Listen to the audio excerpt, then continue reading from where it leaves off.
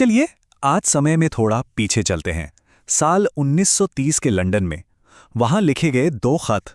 पहली नज़र में ये शायद मामूली लगें, लेकिन इन्हीं खतों में एक ऐसे मिशन का राज छिपा है जिसने भारत का इतिहास ही बदल कर रख दिया। ये खत लिखे थे डॉक्टर B.R. अम्बेडकर ने, और ये महज खत नहीं, एक पूरे आंदोलन का ब्लूप्रिंट थे। और यही तो सबसे दिलचस्प सवाल है ना, कि कैसे कागज पर लिखे चंद शब्द हम एक ऐसे जबरदस्त मिशन की पूरी कहानी बता सकते हैं जिसने भारत के लाखों करोड़ों लोगों का भविष्य तय कर दिया। आइए इसी की गहराई में उतरते हैं। तो हमारी कहानी की शुरुआत होती है लंदन से। डॉक्टर अम्बेडकर वहां एक बहुत बहुत बड़े मकसद के साथ पहुंचे थे। ये कोई आम यात्रा नहीं थी, बल्कि एक निर्णायक लड़ाई की तैयारी थी। साल था 1930। भारत के मुस्तकबिल का फैसला हो रहा था लंदन में फर्स्ट राउंड टेबल कॉन्फ्रेंस में। यहां भारत के सभी बड़े बड़े राजनीतिक दल और ब्रिटिश सरकार सब एक मेज पर थे, ये तय करने के लिए कि आज़ाद भारत का संविधान कैसा होगा। ये वो मंच था जहां भारत की तकदीर लिखी जानी थी। और इसी ऐतिहासिक मौके पर 18 अक्टूबर 1930 को डॉक्टर अम्बेडकर लंदन पहुंचे। उनका लक्ष्य एकदम साफ था, एकदम पक्का। उन्हें करोड़ों दलितों की वो आवाज बनना था जिसे कोई अनसुना न कर सके। उन्हें ये पक्का करना था कि भारत के नए संविधान में दलितों के अधिकार सिर्फ लिखे ना जाएं, बल्कि पूरी तरह महफूज हों।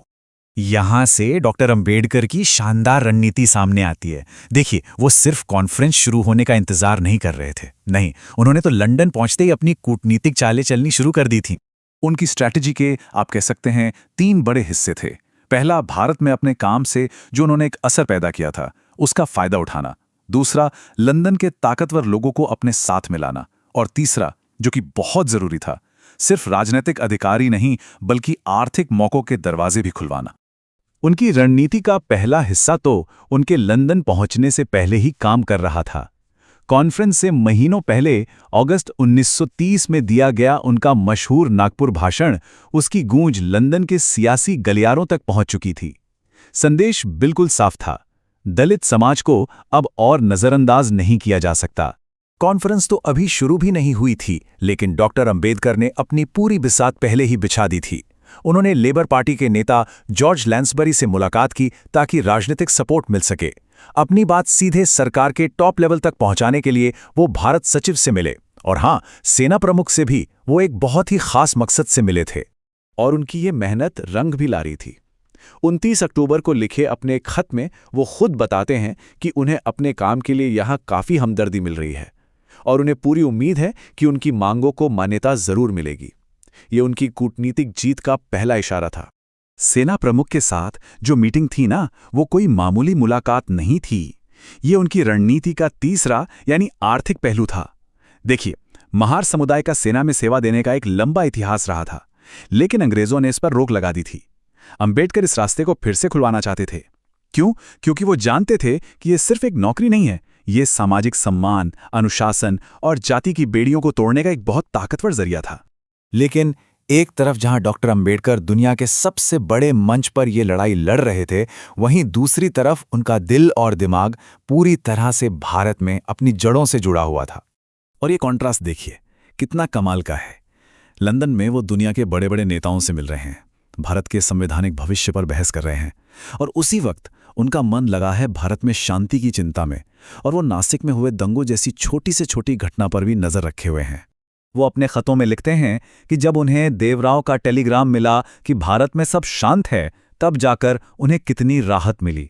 वो नासिक रोड दंगे के बारे में एक एक खबर जानने के लिए बेचैन थे। ये छोटी छोटी बातें उनकी शख्सियत की गहराई दिखाती हैं कि वो सिर्फ एक सियासतदान नहीं थे, बल्कि अपने लोगों के हर दुख दर्द से दिल से जुड़े हुए थे।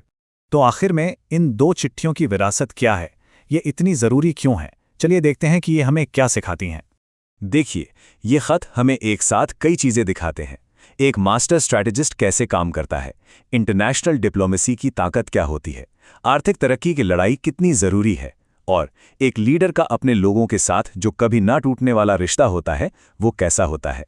ये सब मिलकर इंसाफ के लिए एक ग्लोबल लड़ाई की केस स्टडी बन जाता है। मतलब आखिर में ये सिर्फ इतिहास की किताबों में रखने वाली चीज़ें नहीं हैं, ये आज भी हमें सिखाते हैं कि असल लीडरशिप क्या होती है, एक मजबूत रणनीति कैसे बनाई जाती है, और अपने मकसद के लिए अटूट लगन का क्या मतलब होता है। और ये पूरी कहानी हमें एक बहुत बड़े सवाल के साथ छोड़ जाती है। एक महान नेता के लिए ज्यादा जरूरी क्या है, दुनिया के मंच पर अपनी आवाज बुलंद करना या फिर अपने लोगों की छोटी छोटी तकलीफों से अपना दिल जोड़े रखना? शायद डॉक्टर अंबेडकर ने हमें यही दिखाया कि इन दोनों को कभी अलग किया ही नहीं जा सकता।